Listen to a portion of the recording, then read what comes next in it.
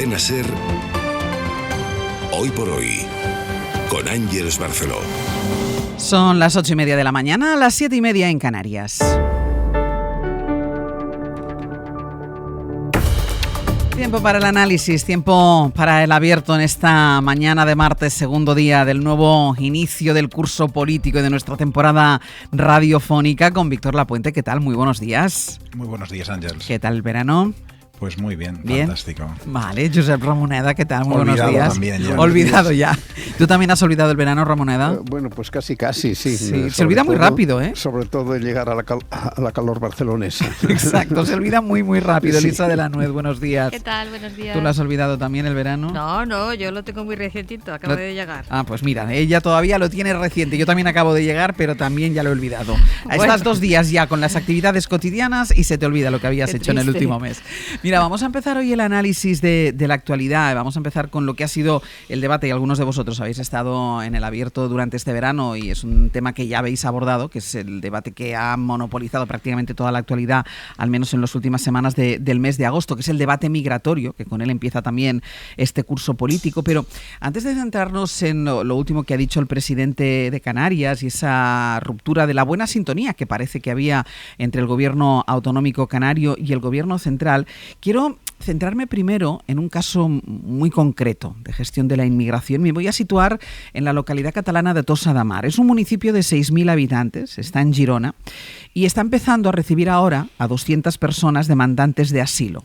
Son 200 personas procedentes de Mali, de Níger, de Nigeria. Estas personas estaban en Canarias y el gobierno las ha reubicado en Tossa de Mar de manera temporal. El alcalde, que es de Junts, protesta por ese reparto. Jefe de informativos de Radio Barcelona, Iu Andrés, buen día. Buen día, Àngels, buenos días. Y para poner a los oyentes en contexto, hay que explicar que Tossa es un municipio que en verano puede pasar de tener 6.000 habitantes, que es lo que tiene habitualmente, a casi 30.000 entre la población local, las segundas residencias, los turistas. El alcalde lo que dice es que ahora, con tantos turistas, no le viene bien acoger a los migrantes, que no hay espacio para ellos. Sí, en realidad ha dicho dos cosas. Por un lado, esto, que no había esta capacidad de acogida y, como dices, Tossa tiene 6.000 habitantes, pero es que en julio y en agosto, en los 2 meses, tiene capacidad para acoger de 15 a 20.000 turistas más, que son 3 veces su población. Tiene 24.000 plazas turísticas entre hoteles, campings y apartamentos. El alcalde se queja, pero porque dice que la misma cantidad, estos 200, son los que han recibido otros pueblos, como Lloret y Blanes, que tienen mucha más población, que tienen una población normalmente de 30.000 personas. Pero es que el alcalde no habla solo de la capacidad, sino que dice que es una cuestión de imagen. De hecho, es que la capacidad hay que recordar que se encarga el gobierno central. Por lo tanto, dice que es una cuestión de imagen, que están en temporada alta, que estas noticias no ayudan y que les iría mejor en octubre o en noviembre esta acogida y ahora no. Un alcalde que, por cierto, ha hablado hace solo unos minutos en SER Catalunya, en la SER en Catalunya, insiste en esta idea, admite que le parece frívolo, pero dice que el turismo es muy frágil, que todo lo que no sea sol y normalidad afecta a la temporada turística, constata que ha habido ya algunas anulaciones, temen faltas de reservas, pone en duda que estas personas sean demandantes de asilo y vayan a estar solo un mes, como se ha hablado, de 2 semanas a un mes, y ha hablado de esta manera de las críticas que ha recibido estos días por su posición. Amb aquest tema, tot el que no diguis xupiguai, ja ets un racista i fomentes els discursos d'odi i tal. Queda claro, Àngels, no puede ser más literal. Todo lo que no sea chupiguay, dice el alcalde, pues puede ser tildado de racista o de xenófobo. Recordemos, es un alcalde de Junts per Catalunya. Junts, recordemos, tumbó en verano con el Partido Popular y con Vox la propuesta para reubicar a los migrantes que están en los centros saturados de Canarias y ahora Iu acusa al gobierno de actuar con opacidad a la hora de decidir estas reubicaciones. Sí, el caso de Tossa no lo podemos analizar como si fuera un caso aislado, como si fuera una excepción. Hay que ponerlo en contexto, Àngels. Hay un progresivo y cada vez más intenso acercamiento de Junts a la cuestión de la inmigración. Empezó ya, lo recordaréis, en la negociación de investidura con Pedro Sánchez, con el pacto del traspaso de competencias en inmigración, que todavía no se sabe muy bien cómo se ha concretado. Ya fue polémico entonces, porque en parte se justificó por parte de algunos dirigentes para atajar problemas de seguridad y multirreincidencia. De hecho, Junts también ha apoyado claramente a algunos alcaldes catalanes, por ejemplo en el Maresma, que pedían abiertamente expulsar a los inmigrantes multireincidentes, y este verano, lo recordaréis también, Junts ha liderado directamente junto a PP y Vox la oposición al reparto de menores, ahora lo decías, migrantes de las Canarias, y de hecho acabó sumando sus votos a la derecha y a la extrema derecha para tumbar la reforma de la ley de extranjería. Y un dato, Àngels, para poner también en contexto. Lo que dicen los barómetros de opinión, lo que dicen los datos, es que la población catalana, cada vez hay más rechazo entre la población. Es cierto que los votantes de Junts un poco más que el resto de la media, pero tampoco no mucho más. Dicen las encuestas de opinión que un 64% de votantes de Junts rechaza la inmigración, pero es que ahora mismo, y esto no es exclusivo de Cataluña, 6 de cada 10 catalanes creen que hay demasiados inmigrantes en Cataluña. Gracias. Gracias. Ahora ampliaremos el foco, porque iremos también a Canarias, pero yo me quiero detener un momento en este caso, sobre todo por las explicaciones que da el alcalde. Insistimos, de Junts, conocemos la postura, y la recordaba ahora Iu, la postura de Junts en materia migratoria, pero Ramoneda, no hay sitio. Una localidad que puede acoger a miles de turistas, no tiene sitio para 200 personas y es una mala imagen para la ciudad. Ahora no, hombre, no, que ahora está lleno de turistas. Es patético y es lamentable, pero en el fondo es la expresión de lo que están alimentando bastantes sectores, ¿no? Y bastantes sectores, especialmente de la derecha, por una cosa en la que estamos permanentemente, que a mí que me parece que es la cuestión inquietante, la cuestión más grave. La migración plantea problemas importantes que hay que afrontarlos. No vale ni el buenismo ni la demagogia. Y en este momento la demagogia está irrumpiendo, entre otras cosas, porque el PP ha decidido hacer de Feijóo concretamente, en este ejercicio permanente suyo de jugar a la confrontación, pues porque parece que por otras vías no alcanza, pues ha decidido poner este problema en primer plano y volver a la demagogia eterna sobre todas estas cuestiones.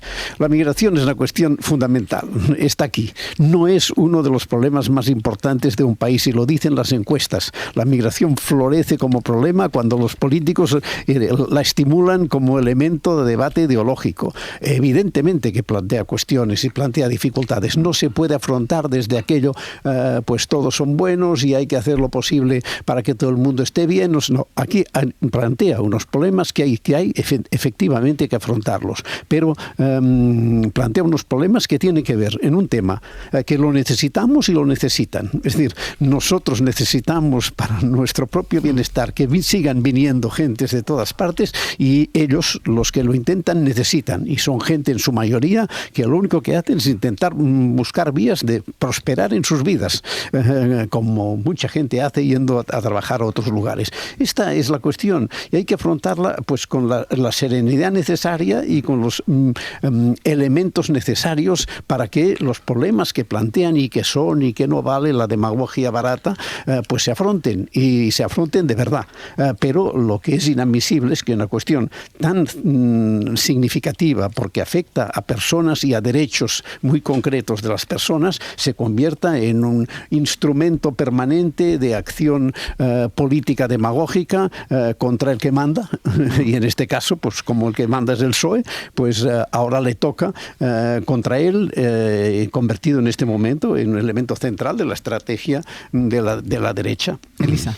Sí, yo me quería centrar en otras cuestiones. El ejemplo de efectivamente Tos además es muy interesante, pero estaba buscando, he leído hace poco un libro que recomiendo muchísimo, que se llama Los mitos de la inmigración, que está hecho por un holandés especialista en esto, que se llama Hein de Haas, y él habla mucho de esta diferencia entre la realidad y la percepción, ¿no? Y esto está pasando no solo en España, sino en general en todos los países que tienen, digamos, esta presión migratoria. Y entonces yo creo que es muy importante, en línea un poco con lo que dice Ramoneda, primero saber de qué estamos hablando, ¿no? Es decir, de qué datos estamos hablando, qué número de inmigrantes tenemos, porque como insisto mucho en esta idea, está bien apuntada, claro, si tú llevas esto al debate político de una cierta manera, tú cambias la percepción de la gente, ¿no? Entonces es importante, yo creo que esto hay que combatirlo en primer lugar con información real y con datos.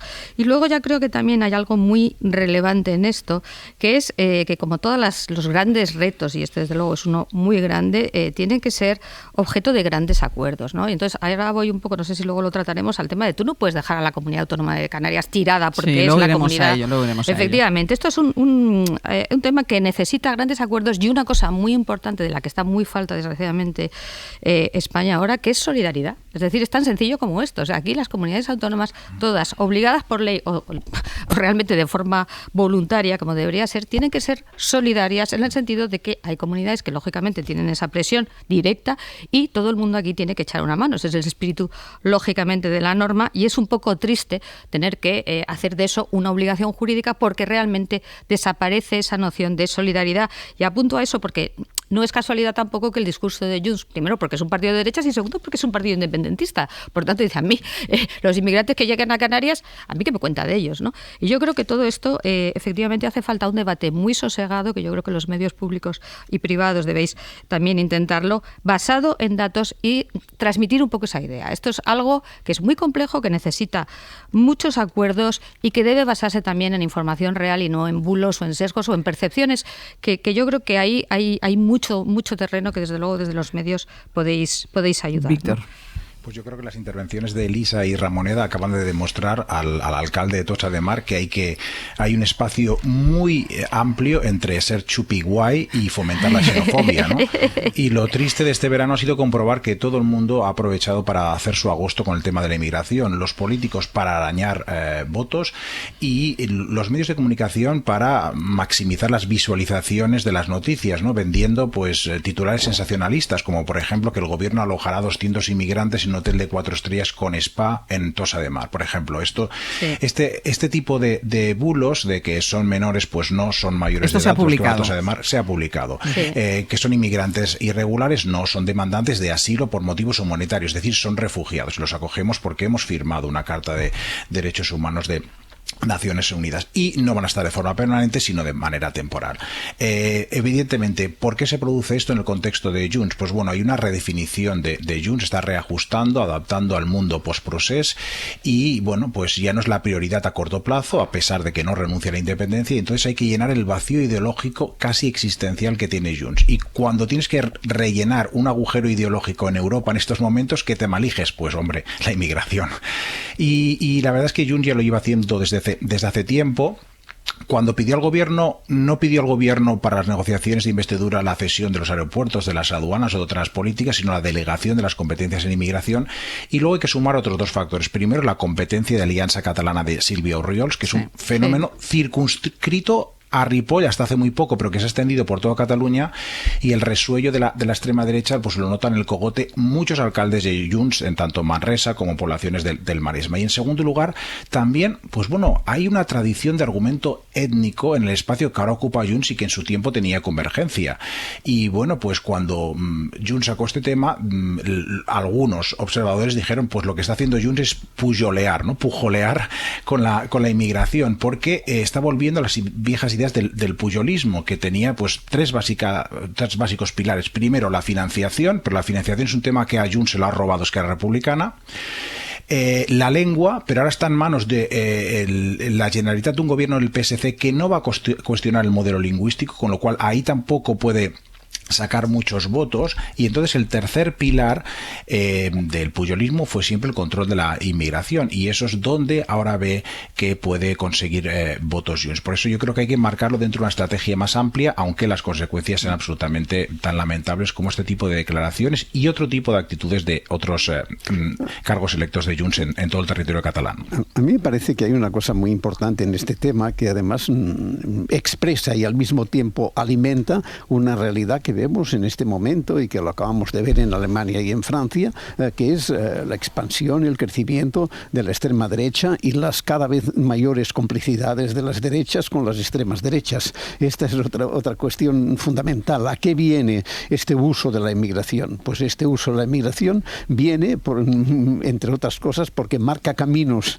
de encuentro entre la extrema derecha y la derecha tradicional, que puede acabar llevando a romper cualquier viso de marcar distancias con la extrema derecha y, como ya ha ocurrido en algunos países, empezar a construir mayorías de gobierno en la que incorpore las dos partes y que rompa la actitud de rechazo a todo lo que sea proveniente de la extrema derecha, ¿no?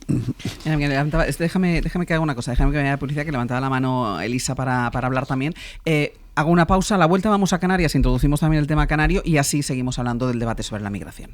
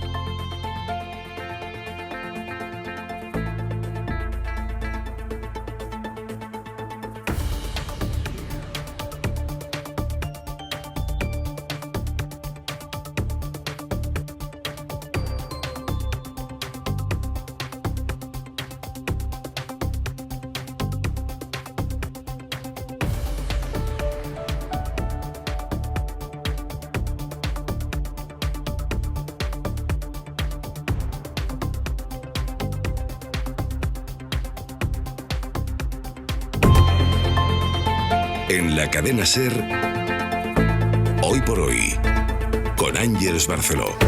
8:48 de la mañana, 7:48 en Canarias, en el abierto. Víctor Lapuente, Elisa de la Nuez y Josep Ramoneda. Antes de continuar con el análisis, porque pedía la palabra Elisa ya para introducir todos los elementos que hay ahora mismo sobre la mesa en torno a este debate, las palabras del presidente de la Comunidad Canaria, que han enrocado todavía más este debate, porque ha dado un ultimátum al Gobierno central. Dice que estudia emprender acciones legales contra el Ejecutivo por dejación de funciones, y dice, Fernando Clavijo, dice el presidente canario, que no es su responsabilidad acoger a los menores que llegan a Canarias. Es más, dice que desde ya entiende que eso es competencia del Estado. Agustín Padrón, buenos días. Hola, buenos días. De tal manera que el gobierno canario lo que ha hecho es pedir a las ONGs que no acojan a ningún otro menor no acompañado sin el permiso expreso de la comunidad. Es decir, antes de cualquier acogimiento hay que pedir permiso a la comunidad, aunque dice Clavijo que eso no quiere decir que Canarias se vaya a desentender de los menores. Sí, el gobierno canario entiende que los menores que llegan a partir de ahora, al tener filiación y acogida por la policía, no están abandonados, por lo que no son competencia de la comunidad autónoma, tal como establece la ley, para que los menores sean tutelados por el gobierno regional. Fernando Clavijo lo explicaba así. Estando bajo la guardia del Estado, no está ni abandonado, ni está, por supuesto, en una situación de desamparo. Por lo tanto, no es competencia de la comunidad autónoma, es competencia del Estado, porque es un migrante que el Estado ha recogido en alta mar y lo ha traído a Canarias porque lo ha traído a Canarias, pero lo puede haber llevado a Cádiz. Ahora mismo hay cerca de 6.000 niñas y niños bajo tutela de la comunidad autónoma en unos 80 centros repartidos por todas las islas, y recordar además que hasta el 31 de agosto han llegado 25.500 personas a Canarias, un 123% más que el año pasado por la ruta canaria de la inmigración desde el continente africano. Agustín, gracias. Hasta luego. Nicolás Castellano, hola de nuevo. Hola de nuevo. Nico, esto que plantea el presidente canario, de que sea el Estado quien se haga responsable de los menores, que las ONGs pidan permiso a la comunidad para cualquier tipo de acogimiento, ¿esto se puede hacer? ¿La comunidad de Canarias puede pedir esto a las ONGs? ¿Realmente tendrá efectos prácticos este pulso que pone en marcha el presidente canario?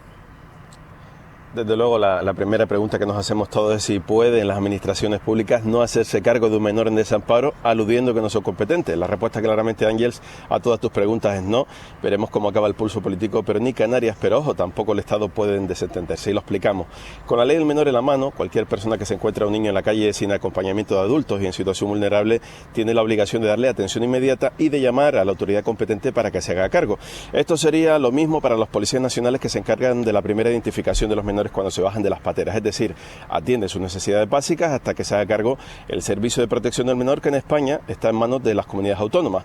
Lo que dice ahora Canarias es que no acepta más hasta que no tengan plazas y hasta que las administraciones del Estado hagan su trabajo antes de llevarlos a sus centros. Primero, demandarán una orden individual a la Fiscalía, a la policía, que se haga cargo de inmediato de filiarlo y darle un NIE, y si no, Canarias dice que no aceptará que entren en sus centros, que tienen ahora mismo 5.300 menores. Sobre las cifras, Ángeles, un poco de contexto. De ellos, casi 2.000 de los menores que están ahora mismo en Canarias son malienses, es decir, susceptibles de protección internacional porque vienen de un país en guerra. Y otros 3.000 cumplirían en los próximos meses 18 años y ahora mismo no están documentados y podrían quedarse en situación irregular al cumplir la mayoría de edad. Pero volviendo al lío de la vuelta de tuerca del gobierno canario a la hora de interpretar los procedimientos, según fuentes técnicas del gobierno de las islas, se explicaría en considerar que la guardia y custodia de esos menores, mientras estén bajo control de la policía, es del Estado, antes que las comunidades autónomas exigirán a partir de ahora que se cumpla ese protocolo, esos requisitos que están firmados en un convenio del año 2014. Según fuentes del gobierno estatal, nada va a cambiar, aunque se trata de una situación inédita,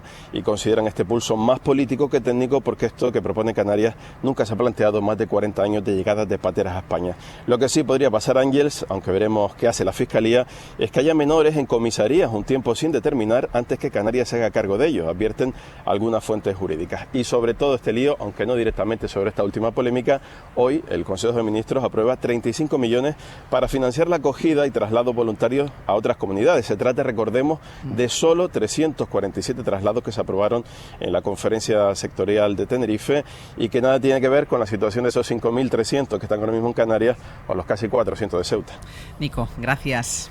Hasta luego. Hasta luego, Elisa. ¿Qué querías intervenir? Sí, no, quería un poco, retomando, y ya también lo uno un poco al tema de Canarias, esto que estaba diciendo antes, de que realmente entre, como bien decía Víctor, ¿no?, entre la inmigración es maravillosa y la inmigración es lo peor, hay un amplio margen, y ese margen se tiene que rellenar con propuestas concretas y que es razonable que además partan del Gobierno y, por supuesto, con las comunidades autónomas. Entonces, este lío competencial, en el fondo te viene a poner esto de acuerdo, es que te tienes que poner de acuerdo, o sea, no es esto es el Estado, esto es la comunidad autónoma, esto es de tu primo, no, esto es una necesidad de políticas transversales y de acuerdo, y si no se entiende esto, vamos a tener un día sí y otro no este tipo de, digamos, rifirrafes competenciales que en otros ámbitos son muy conocidos, pero que quizá no habían llegado todavía, como habéis apuntado, a un tema tan absolutamente sensible como es la llegada de menores que pueden estar en situación de desamparo, pero revela muy bien, digamos, el problema de fondo, ¿no?, que es esa necesidad, insisto, de acuerdos transversales a nivel de Estado y comunidades autónomas, porque el tipo de Estado que nosotros tenemos lo requiere, es que no hay otra.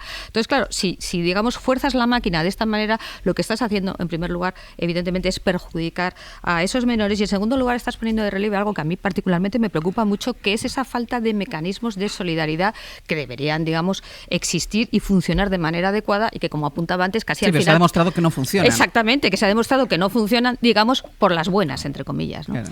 Víctor.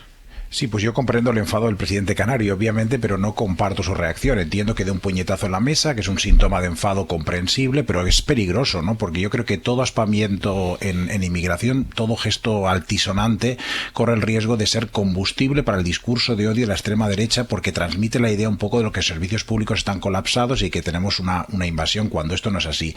Y en segundo lugar, porque se suma al oportunismo de otros partidos políticos, como el Partido Popular muy en particular, que lo que está haciendo es, para mí, incomprensible. Está jugando a ser oposición cuando no es oposición, porque tiene responsabilidades de gobierno en administraciones implicadas en la gestión de la inmigración. Y con las declaraciones, pues, de Feijóo durante estas semanas, aunque ayer las matizara un poco, estas las deportaciones masivas, y bueno, las matizó de aquella manera, hablando de uno más uno es masivo. Sí, en fin, es una salida gallega, sí, una matización gallega, sí, a unas declaraciones que no son nada gallegas, sí, por cierto, ¿no? Y la verdad es que el Partido Popular, a diferencia de otros partidos conservadores que no están en el gobierno nacional de sus países, por ejemplo los Tories en el Reino Unido, que eso sí que son oposición, aquí no son oposición, porque aquí la responsabilidad última obviamente es del Estado, pero la responsabilidad que tienen las administraciones autonómicas, en su mayor parte en comunidades autónomas que están gobernadas por el Partido Popular o cogobernadas por el Partido Popular, es enfrentarse a esta situación con los inmigrantes. Y es verdad, yo creo que se está hablando mucho estos días de cómo ha subido la preocupación de los españoles en relación a la inmigración en las encuestas. Yo creo que son datos que manejan mucho los partidos y que creen que ahí pueden, pues bueno, sí, conseguir un votito aquí, otro votito allá. Pero si miramos un poco a perspectiva más a largo plazo, los estudios sociológicos sobre las actitudes a la inmigración siempre enfatizan que España, pues, es un país que se puede etiquetar absolutamente como excepcional, porque hemos tenido un elevado grado de aceptación de la inmigración. Un estudio reciente de Carmen González Enríquez sigue subrayando esta idea, que somos acogedores en términos comparativos con otros países. Pero es verdad, y aquí es donde tenemos el problema, que empieza a haber fisuras, es decir, la gente más acogedora empieza a ser más de izquierdas, más que hace unos años, y la gente, pues, que ve la inmigración como algo hostil o que se sienten agraviados, aunque sea un grupo pequeño, pues sí que se sitúan en posiciones de la derecha o de la extrema derecha. Yo creo que es ahí donde quieren pescar votos el Partido Popular, pero de nuevo, yo creo que la mayoría de votos van a acabar yendo a Vox, que es lo que ha pasado en los otros países, con lo cual yo creo que se están disparando en el pie. Es que, Víctor, no hay estrategia, hay oportunismo. Claro. Es otra cosa muy distinta. No hay una estrategia para afrontar un problema que tiene sus dimensiones, sus cosas que tienen que darse la medida y la proporción exacta. No, hay la satanización del paria y del pobre, que es un recurso para intentar, digamos, dar alguna satisfacción a los sectores de las clases medias y populares que pueden vivir o sentirse en momentos de dificultades, encontrar un culpable. y que la existencia de un culpable les alivie y al mismo tiempo de rebote de votos a los que practican esta estrategia, ¿no? Y entonces, claro, llegamos a lo que decía ahora Víctor. ¿Quién es el que lo capitaliza? Pues el auténtico, claro. El que lo ha vendido desde siempre. Elisa, breve, que me tengo que ir a publicidad. Sí, no, yo simplemente quería, una cosa que habéis comentado, en primer lugar, tenemos una migración particularmente, digamos, cercana culturalmente, y esto es un dato diferencial con muchísimos países de la Unión Europea, y esto es algo que debería favorecer, digamos, un debate más sosegado y más tranquilo. Y segundo lado, una cosa que también habéis mencionado, la falta de planificación, pero es que esto es típico no solo de este gobierno, digo, estatal y autonómico, sino en general. No planificamos, siempre son reacciones puntuales a problemas, ¿no? Entonces aquí lo que falta es una planificación a medio y largo plazo, porque evidentemente la inmigración es un problema de medio y largo plazo, si es que se considera un problema. Pausa y seguimos ya con otros temas de la actualidad de esta mañana. Primero, buenos días a Íñigo Sastre.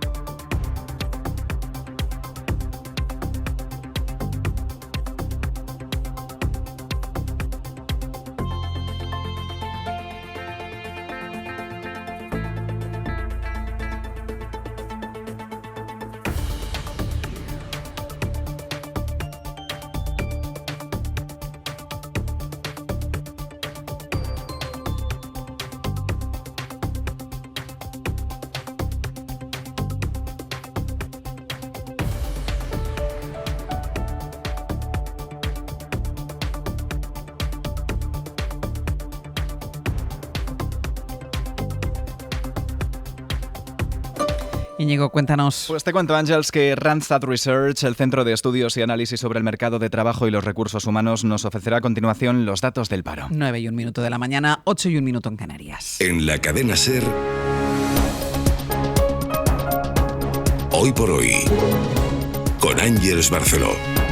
La mujer asesinada en Castellón en otro presunto caso de violencia machista había denunciado por malos tratos al hombre que se ha entregado a la policía y que se ha confesado como autor del crimen. José Luis Sastre. La mujer de 45 años, cuyo cuerpo apareció en su casa con signos de violencia, estuvo en el sistema de protección Biogen. El hombre se ha entregado en una comisaría de policía de Barcelona. Está abierta la investigación. Además, y por seguir con la última hora, acaban de publicarse los datos del paro y de afiliación a la Seguridad Social. El empleo cayó en agosto en 193.000 puestos de trabajo. El paro sube en en 21.000 personas, Estefanía Salvatierra. Son cifras habituales para un mes de agosto, 193.700 cotizantes menos. Aún así, nos mantenemos por encima de los 21.100.000 afiliados. ¿Cómo se explica esta caída de la ocupación? Porque el sector educativo no para de perder trabajadores. En agosto se dio de baja a más de 72.000 profesores en la Seguridad Social, en pleno mes de agosto, después de las bajas que ya vimos en julio y junio. La construcción pierde a 19.000 trabajadores y la industria manufacturera a 17.000. El RETA, el régimen especial de trabajadores autónomos, registra 10.000 menos. Tenemos menos cotizantes y más parados, 21.000 desempleados más. El 92% pertenece al sector servicios, una cifra que mantiene el desempleo en niveles similares a los de 2008, con 2,5 millones de parados. El BBVA tiene ya autorización del regulador británico para poder comprar el Banco Sabadell. Era un requisito necesario para lanzar la OPA, aunque faltan otros permisos, Javier Ruiz. Sí, BBVA recibe la luz verde técnica del supervisor británico porque el Sabadell es dueño de TSB y su filial en Reino Unido obliga a las autoridades británicas a pronunciarse. Con esto la entidad tiene ya las autorizaciones internacionales de Estados Unidos, Francia, Portugal y Marruecos, pero falta la clave, la del Banco Central Europeo, y sobre todo faltan las autorizaciones domésticas aquí, porque la oferta tiene que ser aprobada por las autoridades de competencia y el Ejecutivo y la CNMC tienen reservas sobre si esta operación mengua demasiado la competencia bancaria en nuestro país. El Parlamento Balear vota hoy si mantiene o no como presidente a Gabriel Lesén, de Vox, que rompió en la Cámara fotos de mujeres asesinadas durante la Guerra Civil. El PP decidirá su voto hoy mismo. Mallorca, Juan Antonio Bauzá, buen día. Buen día. El PP de Marga Proens guarda silencio, no ha desvelado todavía qué votará sobre un presidente de la Cámara de Vox, como decimos, investigado además por un delito de odio. En la oposición dan por hecho que los populares se van a abstener para salvar a Lesén y garantizarse el apoyo de la ultraderecha en sus iniciativas parlamentarias. El PSOE, con Francina Armengol al frente, asegura que si eso ocurre, Proens será la presidenta menos democrática de la historia de Baleares. Y de los deportes, Sampe, el presidente del Barça, Joan Laporta, comparece hoy ante los medios. A partir de las 12:30 de la mañana en el Auditori 1899, el presidente va a tratar varios temas como las cuentas del club, el asunto Nico Williams, el mercado de fichajes en general y el estado de las obras del Camp Nou. Además, la selección española entrena en Las Rozas. Los de Luis de la Fuente preparan los dos próximos partidos de la fase de grupos de la Liga de Naciones, el jueves en Belgrado contra Serbia y el domingo en Ginebra contra Suiza. Va a ser a partir de las 11 y tras el día de descanso vuelve la Vuelta Ciclista con la etapa 16, 181 kilómetros y medio, salida en Luanco, la meta en Lagos de Covadonga, puerto de categoría especial, y por el camino otros dos puertos de primera, el Mirador del Fito y Collada Llomena.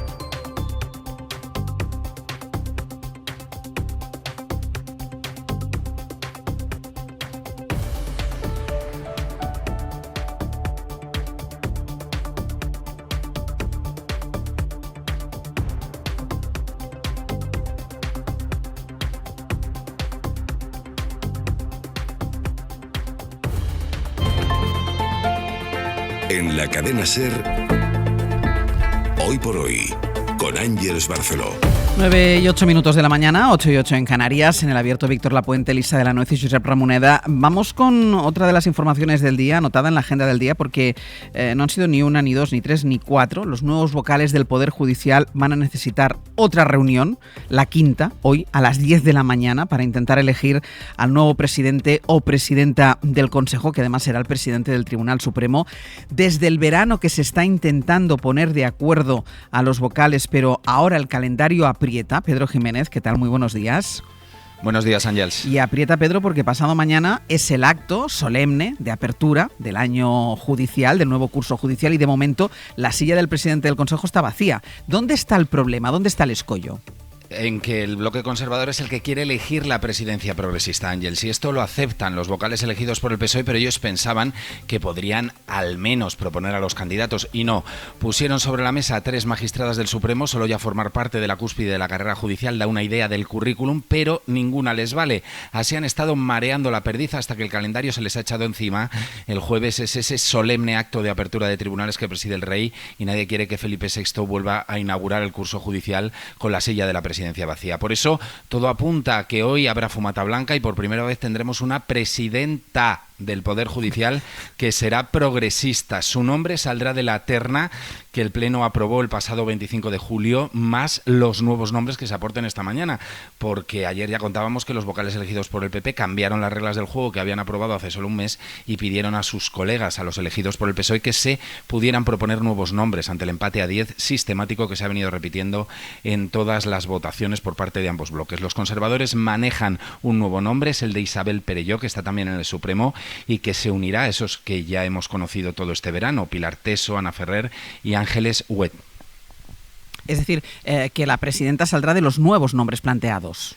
De los nuevos nombres, pero nadie ha descartado los anteriores. Ángels. O sea, el caso es, la verdad que ayer lo único que explicaron desde el Consejo General del Poder Judicial en una nota muy, muy escueta es que, bueno, que se abría la lista a nuevos candidatos, pero en ningún caso se decía que se tiraran a la basura, por decirlo de alguna manera, los 7 que ya se propusieron en la sesión constitutiva. Es que es muy difícil dar este giro de 180 grados, Ángels, porque las reglas que todos aprobaron el 25 de julio decía: los candidatos los proponemos aquí, de estos candidatos sale la presidencia del Consejo General del Poder Judicial, y si empatamos volvemos a votar sobre los mismos candidatos.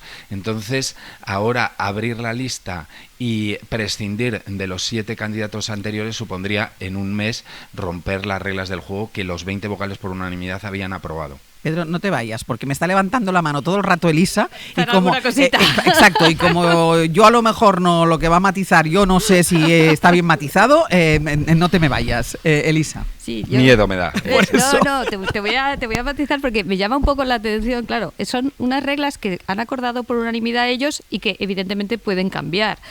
Por eso cuando dices cambian las reglas del juego, cambian las reglas del juego porque deciden cambiar las reglas del juego todos. Quiero decir, a la vista de que, desgraciadamente, y eso sí que me parece muy lamentable, se vuelve a reproducir el bloqueo 10 a 10, porque la idea, si no recuerdo mal, era que los vocales por primera vez, digamos, podían tener una mayor libertad con respecto a la que había habido en otros, digamos, consejos anteriores. Es decir, nosotros establecemos unas reglas y si no nos gustan nuestras reglas, las nosotros cambiamos nuestras reglas. Claro, pero eso es lo que quiero decir, que entonces no es que te las den, sino que tú dices... Aquí hay 2 matices, Elisa. El primero, es verdad que esto es un factor fundamental, esto último que decías. Es la primera vez, porque es la primera vez que no hay una consigna política, no se presentan 3 candidatos y hay que votar a este o a esta. Ese factor es fundamental, porque es la primera vez que el Consejo General del Poder Judicial, la presidencia del Consejo General del Poder Judicial, la eligen los vocales y no viene mandatada desde el Poder Político. Correcto. El tema de las reglas del juego efectivamente se puede cambiar y nadie dice que no se puedan cambiar, pero es llamativo que en un mes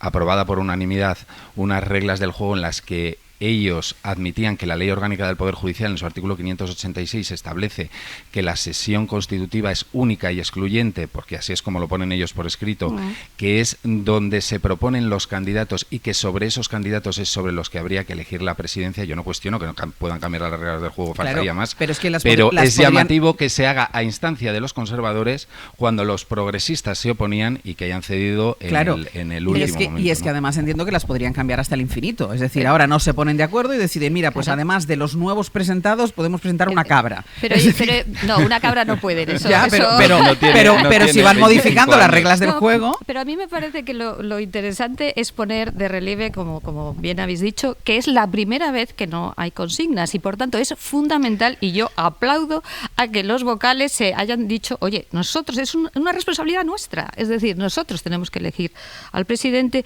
y si para eso es necesario, porque tenemos un empate continuo 10-10, que es, como digo, reproducir un poco los bloques, si para eso tenemos que cambiar las reglas y abrir la posibilidad de que sean otras personas, de verdad que yo lo aplaudo desde los micrófonos de la SER. Luego también ahí, Elisa, están los motivos, ¿no? Si me disculpáis, en medio minuto, los motivos, ¿no? Porque Pilar Teso era la candidata del gobierno, sin embargo a Pilar Teso la pactaron PP y PSOE para que fuera presidenta en renovaciones fallidas anteriores. Ese es el argumento para no votar a Pilar Teso. En el caso de Ana Ferrer, primero porque es de Jueces para la Democracia y los vocales de procedencia judicial elegidos por el Partido Popular son todos de la mayoritaria conservadora de la PM. Después se empieza a cuestionar el currículum de Ana Ferrer, que es un poco el mismo argumento que utiliza el sector conservador en el caso de Ángeles Huet. Y repito lo que he dicho antes, y Elisa entiendo que estará de acuerdo también, no se llega al Tribunal Supremo si no tienes un currículum lo suficientemente excelente como para ser juez, ¿no? Espera, que Elisa, espera, no te dejo porque no quiero tampoco que monopolices.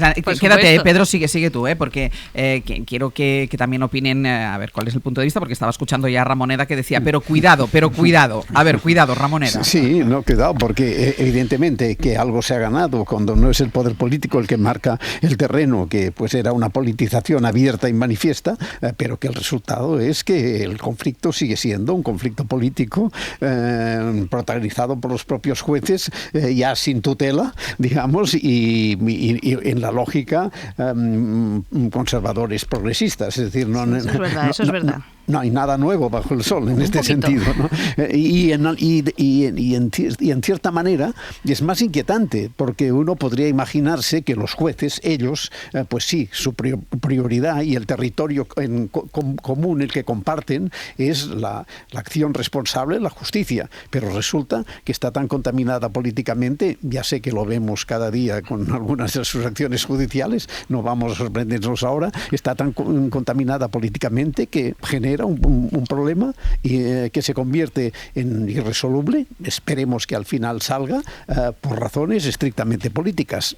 Aquí genera una cierta confusión y inquietante sobre lo que uno querría o desearía esperar de la justicia. Víctor. Pues llevamos tantos bloqueos que solo podemos ser optimistas, ¿no? Hay que pensar que vamos de bloqueo en bloqueo hasta el desatasco final. Y parece ser que podría ser hoy, ¿no? Con Isabel Perelló, esta candidata de consenso. Y yo me gustaría apuntar simplemente dos razones, no sé si llamarlas extrajudiciales, yo no soy experto jurídico, o tangenciales a la justicia, pero que creo que son importantes de cara a la opinión pública, y estamos todos de acuerdo que la opinión pública es importante porque tenemos un sistema judicial que en general los datos dicen que funciona, pero la subjetividad, la percepción ciudadana es que la justicia española no funciona, y es muy importante porque el deterioro de la confianza de los ciudadanos hacia las instituciones, hoy algún artículo interesante en la prensa internacional dice que fomenta más el voto a la extrema derecha incluso que los problemas objetivos, ¿no? Por tanto, es importante estas dos cuestiones, y la primera sería que no sé si es necesario, porque me parece una palabra muy fuerte, pero sí es deseable desde el punto de vista de la justicia de género que sea mujer. El 80% de los magistrados del Supremo, si recuerdo correctamente, son hombres, cuando las mujeres representan más del 50%, el 57% de las personas de la carrera judicial en España. Y en segundo lugar, no sé si es necesario, pero sí es deseable desde el punto de vista de la justicia política que sea progresista, porque prácticamente el 80-90% del tiempo ha estado presidido por un juez de tendencia o descripción conservador, con lo cual yo creo que toca el cambio. Pero ya digo, Elisa es seguramente la mayor experta en este Elisa, tema. Y cerramos contigo, venga. Sí, no, yo creo que es muy importante entender que sí que ha habido un avance, pese a lo que dice Ramoneda, es verdad, sigue habiendo esa contaminación, pero por primera vez no sabemos a priori, como ocurría siempre, quién iba a ser el presidente. Eso es muy relevante. Relevante también el hecho de que intentemos no seguir hablando de bloques, y eso también es importante, digamos, por los medios, porque la voluntad que ha habido es que efectivamente, dentro de que hay sensibilidades diferentes, lo que se intenta es ese consenso de 3/5 partes, y de verdad yo creo que ayudamos mucho si no empezamos a etiquetar a todo el mundo en función de las asociaciones de pertenencia, o peor todavía, del tipo de sentencias que se han dictado, porque todas las magistradas magistradas totalmente de acuerdo, algunas las conozco además por sentencias, no personalmente, son muy buenas. Pero claro, empezar a decir, no me gusta esta porque ha puesto la sentencia de tal, esta otra porque puso el voto particular de tal, eso de verdad no ayuda en absoluto a algo que dice Víctor y que es fundamental, que es la confianza en las instituciones y en el Poder Judicial. Por tanto, si hoy hay un acuerdo sobre una nueva presidenta, que por supuesto que me parece fenomenal que sea presidenta con los datos que tenéis, que nosotros también los hemos analizado, pero sobre todo que no se la cargue con ese tinte de ya viene de un bloque, viene de otro. Pedro, si quieres matizar algo sobre lo matizable. No, yo iba a decir nueva matización de la matización. Esto último, amén. Totalmente de acuerdo, ¿no? Pero parece que ellos lo de los bloques todavía no lo tienen claro. Pues a ver si la fumata es así como nos decía Pedro. La reunión empieza a las 10 de la mañana y vamos a estar muy pendientes de qué es lo que sale de esta quinta reunión para ver si consiguen aprobar la presidencia del Consejo General del Poder Judicial, porque recordemos, en 2 días hay la apertura solemne del año judicial. Pedro, gracias. Un abrazo. Hasta luego, pausa y seguimos.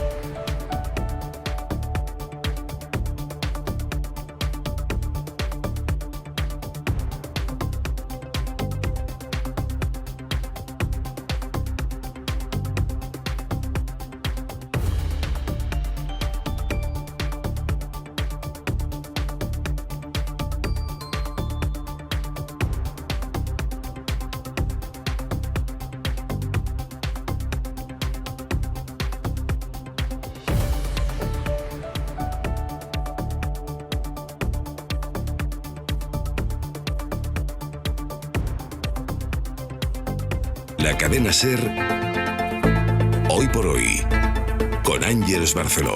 Y en el abierto también Víctor Lapuente, Elisa de la Nuez y Josep Ramoneda a las 9:23 minutos de la mañana, 8:23 en Canarias. Vamos a abrir paréntesis, capítulo internacional. Nos vamos a ir a la guerra entre Israel y Gaza porque Benjamín Netanyahu tiene varios frentes abiertos en Israel. Primero, el rechazo y malestar interno después de la aparición de 6 rehenes de Hamás muertos. Hoy mismo hay otra manifestación en Israel convocada y esto se suma a que la comunidad internacional y sus aliados se les empieza a terminar la paciencia con el primer ministro israelí, con Benjamín Netanyahu. Estados Unidos no cree que el gobierno israelí está haciendo todo lo posible para negociar un alto el fuego y Reino Unido, y esta es una noticia importante, ha suspendido decenas de licencias para vender armas a Israel.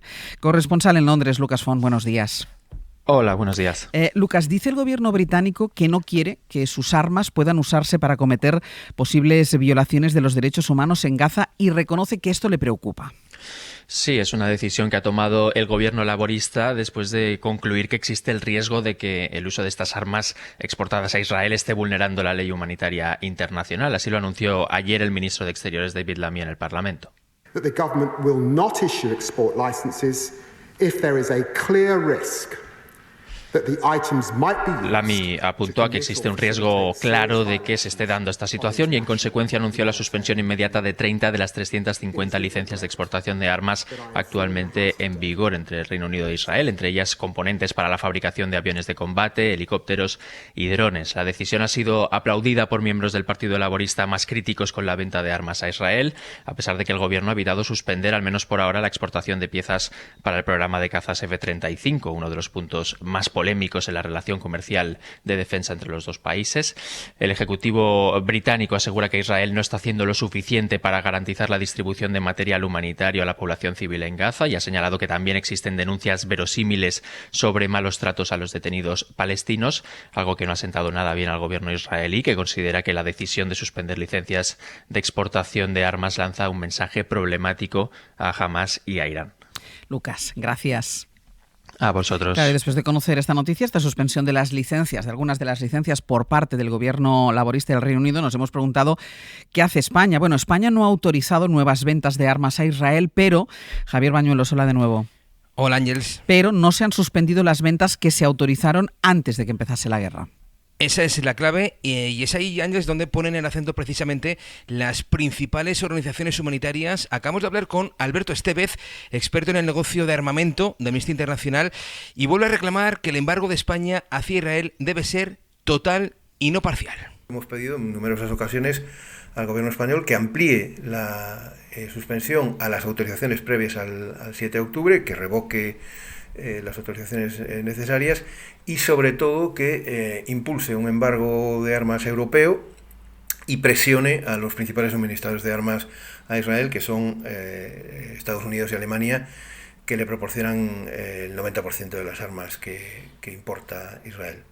Bueno, Áñez, hay que explicar esos matices. Primero, recordar la versión oficial y literal del gobierno. Desde el 7 de octubre del año pasado, España no ha autorizado ninguna venta nueva de armamento a Israel.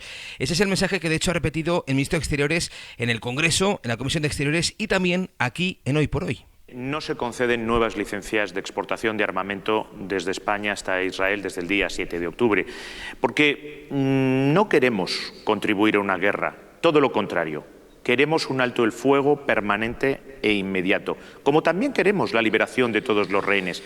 Bueno, ese mensaje podría interpretarse como un embargo en las exportaciones, pero lo dicho, tiene letra pequeña. La clave es que toda la venta de armas que se haya autorizado antes de esa fecha, antes de ese 7 de octubre, sí podría enviarse a Israel. Y lo cierto, Ángel, es que hablamos de una cantidad importante, porque de los 44 millones de euros en licencias de armas autorizadas con destino a Israel en 2023, solo se ha ejecutado el 1,6%, poco más, de 700.000 euros en visores de armas, equipo de puntería para cañones y también ordenadores de bombardeo que han llegado ya a empresas privadas israelíes. Es decir, todavía hay otros 43 millones de euros en armamento aún por empaquetar hacia Israel o que se ha enviado ya sin que se haya notificado, porque no hay que olvidar, Ángeles, que el gobierno aún no ha publicado los datos de venta de armas del segundo semestre de 2023. Esos datos deberían haberse publicado en mayo de este año, pero de momento no son públicos. Baño, gracias. Un abrazo. Bueno, dos cosas. Víctor, ¿este movimiento del Reino Unido crees que quiere decir que algo se está moviendo en la presión a Netanyahu en la comunidad internacional? Y si esto debería servir de ejemplo a otros países. Estamos viendo cuál es la situación en España, por ejemplo. Sí, aunque no sabemos lo que va a hacer Kamala Harris, ¿no? Que eso es fundamental.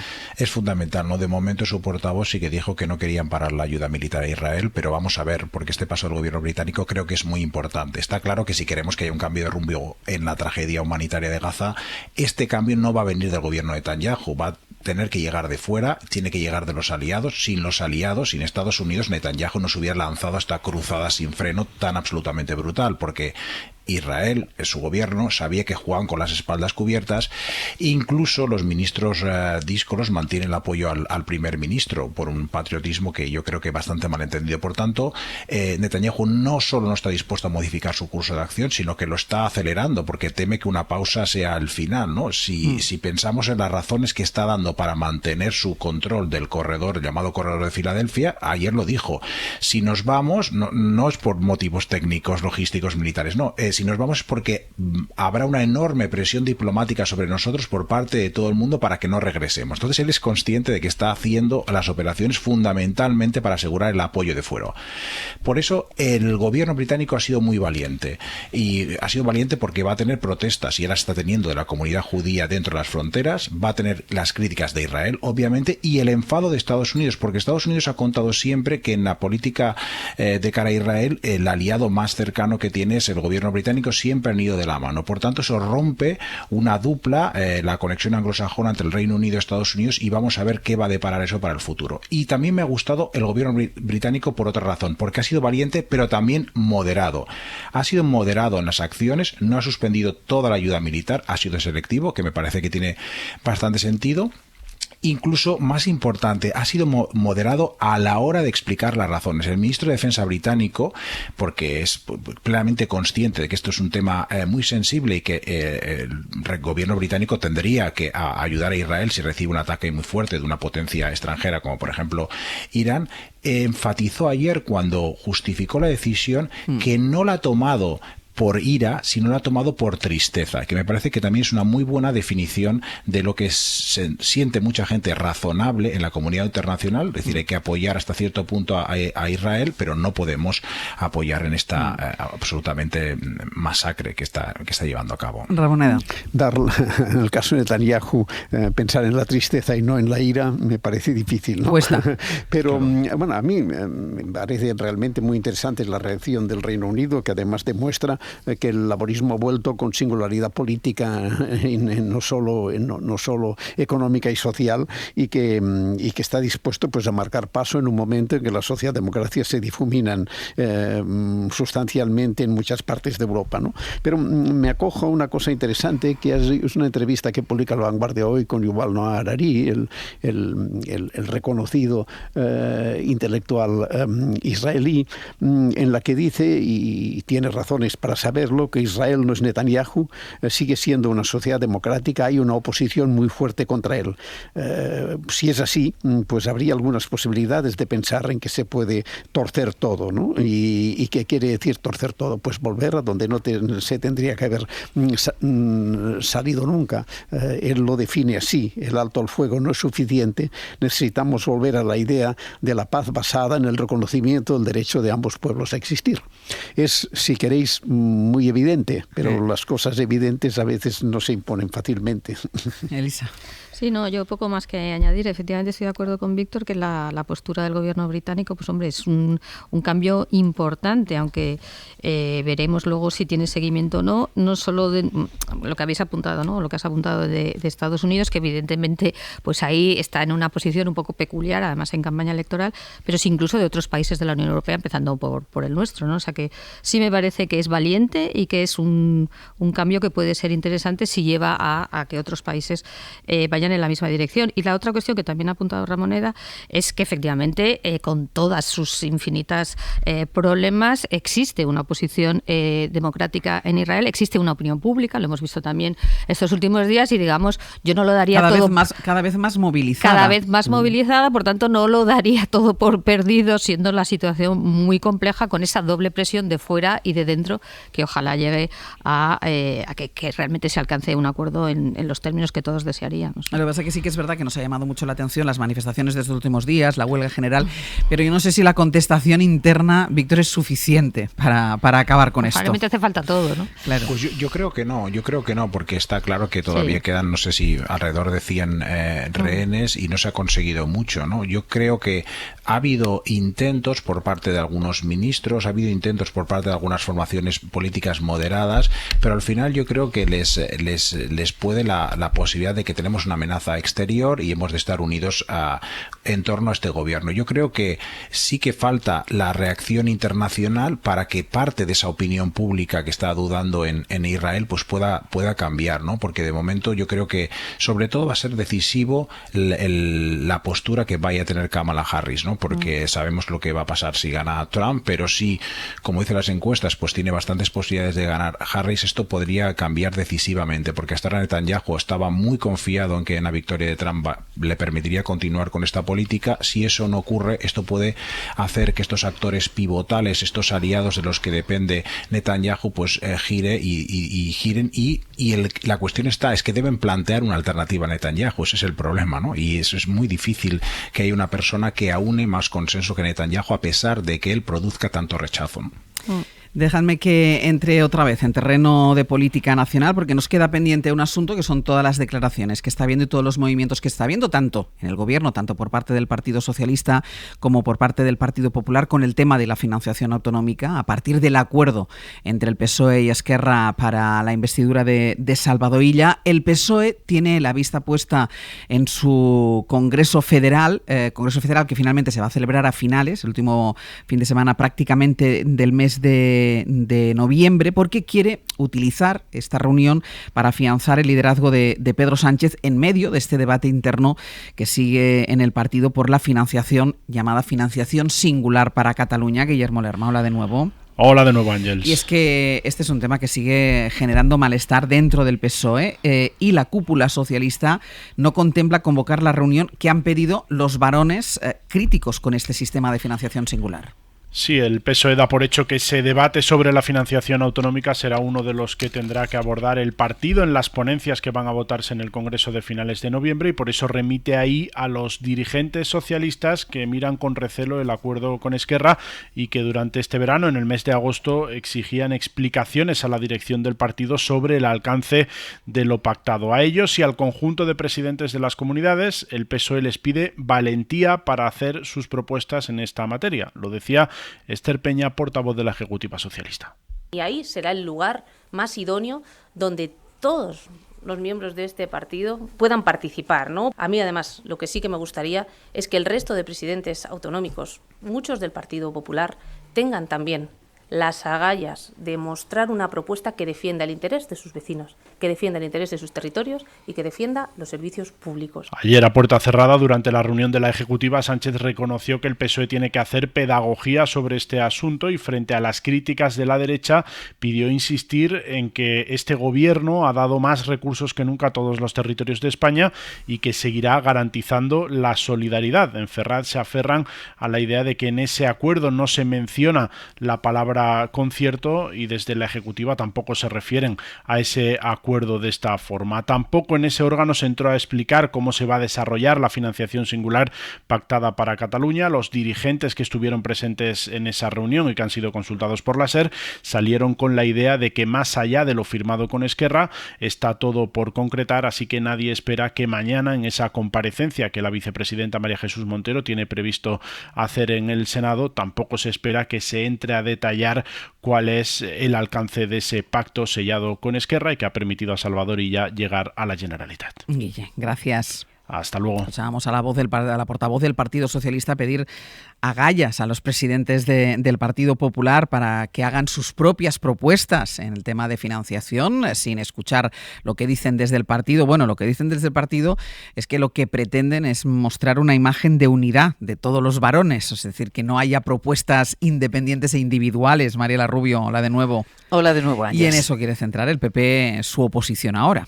Sí, Feijóo admite, como dices, diferencias entre sus varones en materia de financiación, pero descarta acuerdos bilaterales entre estos y el Gobierno. Y es que el líder del PP ha dejado muy claro a sus líderes territoriales que la consigna del cuartel general es no llegar a pactos particulares con el Gobierno sobre este asunto. Todo, dicen, ha de hacerse dentro de un cambio general del sistema de financiación pactado entre todas las comunidades. Hace unos minutos, Feijóo presentaba en un desayuno en Madrid al presidente de Aragón, a Jorge Azcón, y este era el mensaje clarísimo que le dirigía. Y teniendo hoy aquí con nosotros a Jorge Azcón, quiero, presidente, subrayar algo. No hay Estado autonómico sin lugar de la lealtad. Los consensos y las negociaciones multilaterales lo que priman son el chantaje, la imposición, las asimetrías, los intereses bilaterales y los intereses particulares de una comunidad autónoma con el Gobierno central. Y no caeremos en el enfrentamiento al que se nos pretende llevar a través de una bilateralidad tramposa. Claro y cristalino, Núñez Feijóo. En cualquier caso, con la vista puesta en el cónclave de varones de este viernes, fuentes de Génova aseguran que ya se ha conseguido una posición común, al menos las líneas maestras en materia de financiación. Añaden además que incluso los varones más endeudados, como es el valenciano Carlos Mazón, rechazarán la condonación que se les ofrece. Primero, porque dicen es insuficiente, y segundo, porque la apuesta del PP, añaden, seguirá siendo un fondo de nivelación para compensar la infrafinanciación de ciertas comunidades. A la consigna de Feijóo que escuchábamos se sumaba ayer Isabel Díaz Ayuso, que dirigía este mensaje a sus compañeros de partido. Porque si empezamos con el menudeo económico, si empezamos con lo mío, con lo tuyo, nos olvidamos de algo mucho más importante. Es que esto va de España. Si dejamos que nos intenten sobornar en los despachos, yo le voy a meter un hachazo fiscal a Madrid, pero no te preocupes que a cambio a ti te voy a condonar no sé qué. Como empecemos con esa política de bajo vuelo, mediocre, lo único que vamos a conseguir es que todavía nos fragmentemos más en autonomías. Hablaba así la presidenta madrileña en Antena 3, esta vez completamente alineada con Alberto Núñez Feijóo. Mariela, gracias. A vosotros. Dos patas en el análisis, la postura del Partido Socialista y la postura del Partido Popular. Por empezar por lo primero, Ramoneda pide pedagogía o reconoce el Partido Socialista que tiene que hacer pedagogía para explicar exactamente en qué consiste el acuerdo de esta financiación singular a que ha llegado con Esquerra Republicana de Cataluña, pero claro, deberá empezar por hacer pedagogía interna. Sí, pero todo esto solo no hace más que empezar, ¿no? Y de momento pues vemos las posiciones lógicas del PSOE por un lado y del PP por el otro, el PSOE pues vendiendo el producto y el PP diciendo que de ninguna manera, ¿no? Pero han de pasar muchas cosas. Primero hay que ir concretándose en qué queda todo esto, que además es algo que ella necesita que se produzca con una cierta aceleración, porque de ella depende en buena parte la estabilidad de su gobierno, ¿no? Cuando esto se vaya concretando, por un lado se verán los límites, pero por otro lado también se verá otra cosa, que es que el rechazo de Junts será frontal, pase lo que pase, con lo cual ya será difícil señalarlo como un triunfo del independentismo catalán, si acaso o lo que puede es crear algún problema al gobierno autónomo catalán según el papel que juegue Esquerra en la situación, ¿no? Pero quiero decir que queda mucho para hacer y las cosas no serán ni tan simples como pretende venderlas el PP en este momento, como si fuese una entrega total al independentismo, ni tan claras como se podría deducir de la expresión de la formación de la financiación singular.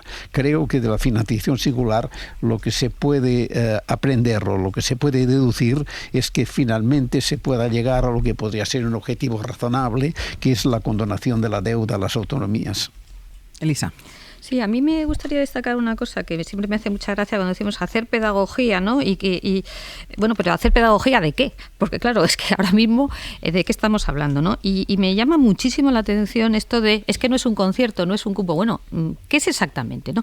¿Y por qué digo esto? Porque me parece que a diferencia con lo que puede pasar con los temas más jurídicos, aquí en el fondo hay un tema económico de base. Y yo lo que estoy leyendo, sin ser experta, es que económicamente esto es un despropósito, lo llames cupo, lo llames concierto, lo llames condonación, lo llames como quieras. Y creo que la economía tiene una ventaja sobre el derecho en el sentido que no es tan flexible. Es decir, a veces en el derecho decimos una postura a otra, lo hemos visto con la ley de amnistía, la economía, digamos, es más rígida y los números son más rígidos que, las cuestiones jurídicas. Por tanto, a mí me parece que claro, el problema de hacer pedagogía es, tienes que hacer pedagogía de algo y no sabemos qué es ese algo y sobre todo yo lo que leo es que se llame concierto, se llame cupo, se llame singularidad, va en sentido contrario a lo que sería razonable desde un punto de vista económico de reforma del sistema de financiación, que por otro lado, como tantas otras cosas, está súper estudiado, hay un libro blanco, lleva años los expertos economistas diciendo qué es lo que habría que hacer. Entonces, claro, esto va en sentido contrario, además va en sentido contrario por necesidades de nuevo, de números electorales, no porque había habido una propuesta, una planificación, vamos a hacerlo de esta forma. Entonces, claro, esto tiene pinta de no salir demasiado bien. Eso por un lado. Y por el lado de la democracia interna, a mí también me parece interesante, ¿no? Porque esto, de nuevo, es algo que no se ha debatido en el seno del PSOE, que obviamente a los varones que tienen, comunidades autónomas, las pobres, vamos a decirlo así, o menos ricas, les supone un problema interno tremendo, como es lógico, y sin embargo no se ha debatido en el seno del partido. Y a mí el tema de la democracia interna de los partidos, no solo del PSOE, pero en este caso del PSOE, me parece que es algo que sí que nos debería preocupar, porque eso quiere decir que al final se están decidiendo cuestiones esenciales por una cúpula del partido, por el líder del partido, sin que realmente haya un mínimo debate interno, que eso no se puede llevar a un congreso. Es decir, esto son cosas que se tendrían que estar viendo ahora en el partido, lógicamente, y debatiendo. Esto no es nada nuevo. No, por supuesto que no, efectivamente, pero ¿sabes qué pasa? Que como no es nada nuevo, cuando llega tipo de cuestiones absolutamente trascendentales, estructurales, importantísimas, pues seguimos como siempre, ¿no? Esto lo decide un señor o 4 señores y los demás que se callen. Hombre, esto no es muy razonable y de verdad que el tema de la financiación autonómica es que es un tema crucial, estructural y fundamental. Entonces, claro, si ni siquiera eso se debate en el partido, yo ya no sé, ¿no? Víctor. Sí, yo coincido que es crucial, pero no creo que sea devastador, no necesariamente devastador. De momento le está pasando la financiación una factura limitada al PSOE, porque después de la amnistía y del anuncio de esta financiación singular para Cataluña, prácticamente el PSOE retiene el mismo porcentaje de voto en las encuestas. Pero, Víctor, yo no me refería para el partido, ¿eh? Ya. No me refería para el partido. No, pero ahora hablo del partido y luego voy a hablar de España, de las dos cosas, pero estoy de acuerdo con lo que comentas. Y yo creo que la financiación a corto plazo le ha venido bien desde el punto de vista político, ya no solo del partido, sino del liderazgo de Sánchez, porque le ha servido para investir a ella, y a largo plazo pueden venir los problemas por lo que comenta, y con lo que estoy de acuerdo, Elisa, ¿no? Los disensos internos que puede haber dentro del PSOE. Pero hay que poner 2 matizaciones. La primera es que efectivamente el acuerdo entre Esquerra Republicana y los socialistas se materialice en algo, y eso es mucho suponer, porque yo creo que va a ser muy complicado. Y en segundo lugar, si se materializa, si Cataluña obtiene una financiación singular avalada por una mayoría en las Cortes, que incluye críticos con los privilegios fiscales desde la Junta a partes de Sumar o incluso muchos diputados del Partido Socialista, no será, como decía Ramoneda, una entrega total al independentismo.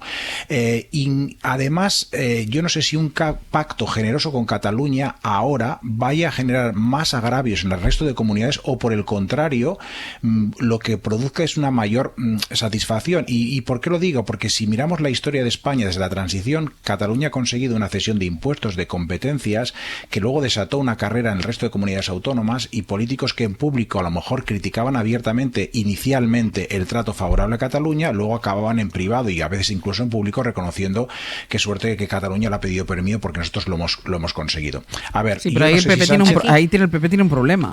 Exacto, porque efectivamente lo que dices, claro, ahí tiene el problema, porque el PP se jacta de que no es una secta, la secta es el PSOE, según Feijóo, y que Feijóo no es un caudillo. Pero es que la opinión del PP es caótica, es una actitud bipolar en este caso. Fijaos, por un lado, tiene una retórica incendiaria, hay que hacer frente común contra el cupo separatista, pero por el otro piden al gobierno, a la ministra Montero, que presente una iniciativa de modificación de la LOFCA.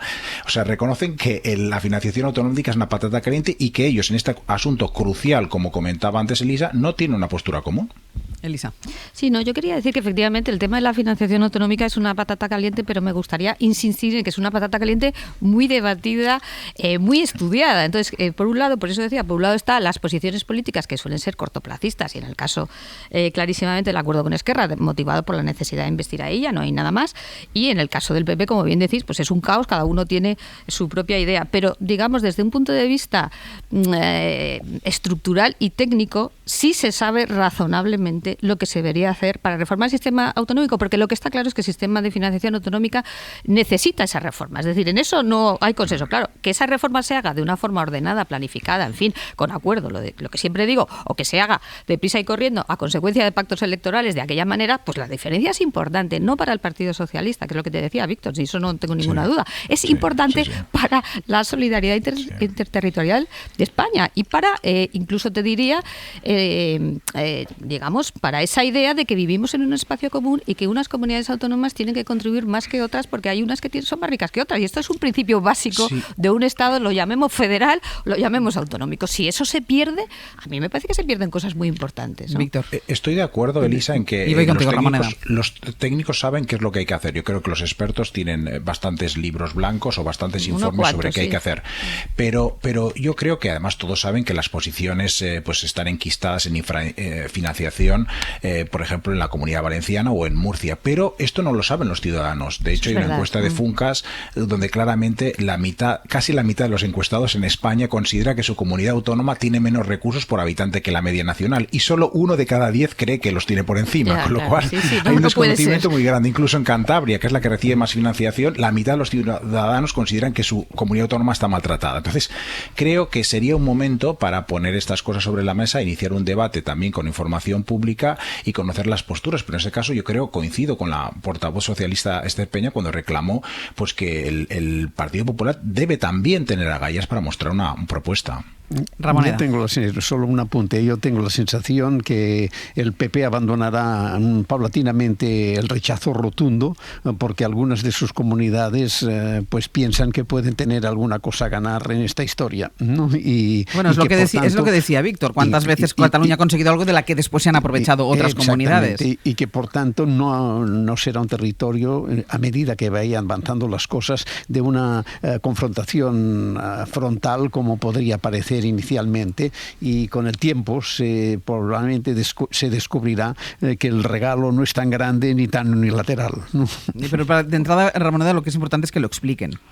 Que se sepa cuál es el regalo. regalo. Ya no es tanto la pedagogía como la explicación. Y usted, cuéntenos de qué va esto.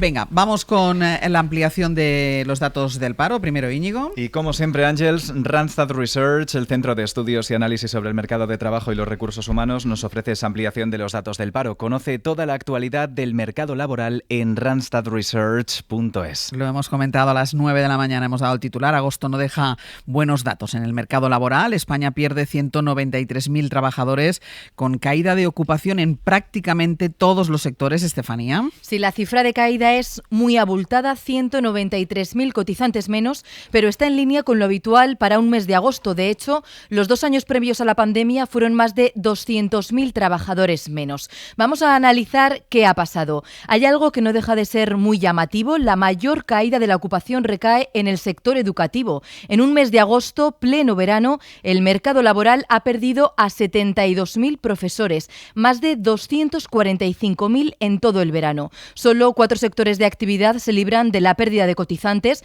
con las actividades sanitarias a la cabeza y la hostelería, que en agosto da los últimos coletazos con más de 2.000 altas. Estamos hablando con estos datos que hemos conocido hoy de menos trabajadores y de más paro. En agosto el desempleo aumenta en más de 21.000 personas. Sí, es el mejor dato desde 2016, con la única excepción de 2021. El sector servicios concentra el 92% de los nuevos parados. El desempleo baja en agricultura y en el colectivo sin empleo anterior. Por autonomías, el paro sube en 13 comunidades, con Cataluña, Comunidad Valenciana y Euskadi a la cabeza. Estefanía, gracias. A ti. Hasta luego.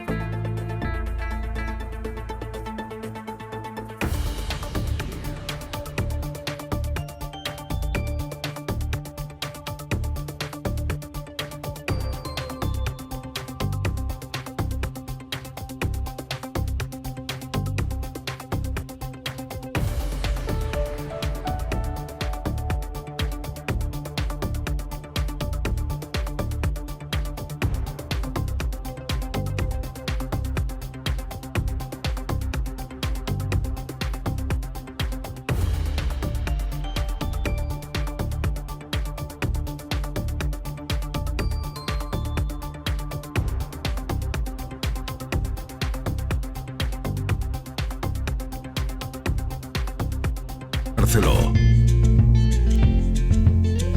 Cadena SER.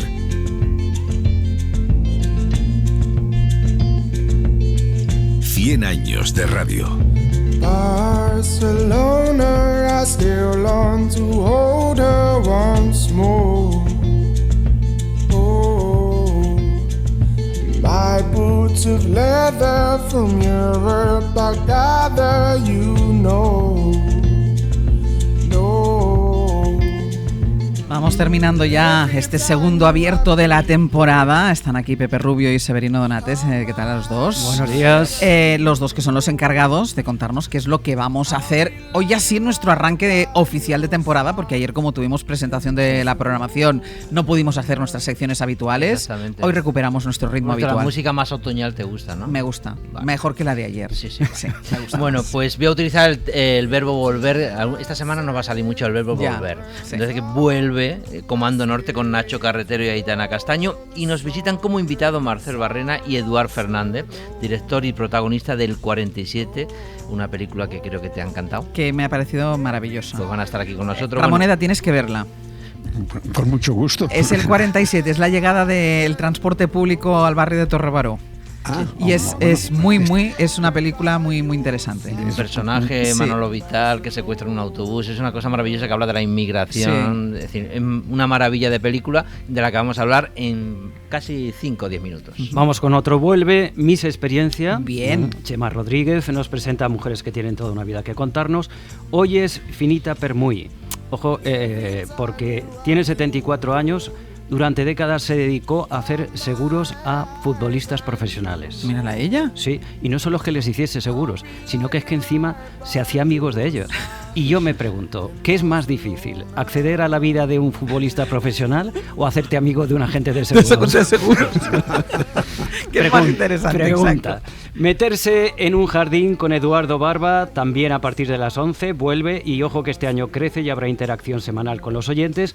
De hecho, vamos a abrir teléfonos, con tu permiso, ya mismo. Cualquier problema, cualquier duda que tengan, 900 100 800, si Eduardo puede ayudar, tendrán su respuesta. Esto ya queríamos hacerlo, de hecho, la temporada pasada, Sí, pero siempre nos quedábamos cortos, siempre nos faltaba tiempo. Entonces este año hemos dicho, venga, vamos a darle más tiempo a nuestro jardinero, a Eduardo Barba, para que pueda cuidar no solo las plantas de la terraza con ayuda de Sebe, sino que pueda cuidar también sus plantas, las de los oyentes. Así que llamen al 900 100 800 y nos cuentan qué problema tiene la planta, qué es lo que les parece a ustedes que les pasa. Incluso ahora con nuestros compañeros les explicarán si tienen que mandar algún tipo de fotografía para que Eduardo Barba les pueda dar la solución a sus plantas.